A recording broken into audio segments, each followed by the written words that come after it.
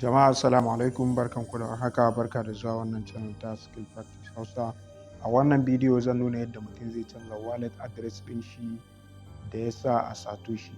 Idan ya kasance ka canza wallet ko kuma ya kasance ka manta passphrase ɗinka ka ƙirƙiri wani wallet, yadda za ka canza wallet address.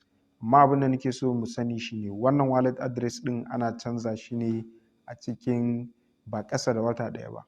Idan ka sa address sai bayan wata ɗaya sannan za ka iya canza wani. So wannan shine abin da ya kamata mu sani a game da canjin wallet address.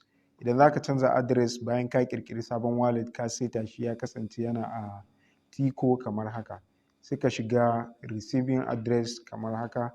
So a nan zan koma account 1 sai in shiga, sai ka shiga receive, sai kai copy.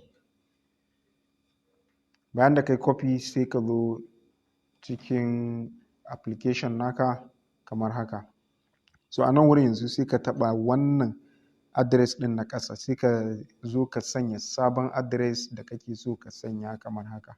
Bayan da ka sanya shi ya yi adding successfully, sai ka zo cikin wallet ɗinka kuma.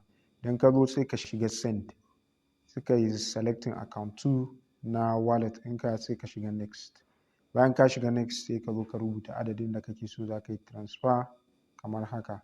Bayan da ka rubuta sai ka shiga next, jira shi processing, sai ka shiga send.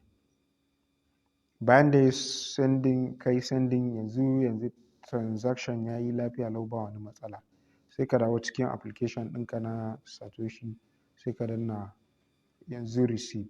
A nan wurin yanzu yana 431. Mun yi receiving 3k hash sai mu close, zai ƙaru da 3. So a nan yanzu ya koma 434. Wannan shine a takaice a game da yadda za ka canza wallet address a application na Koyarwa.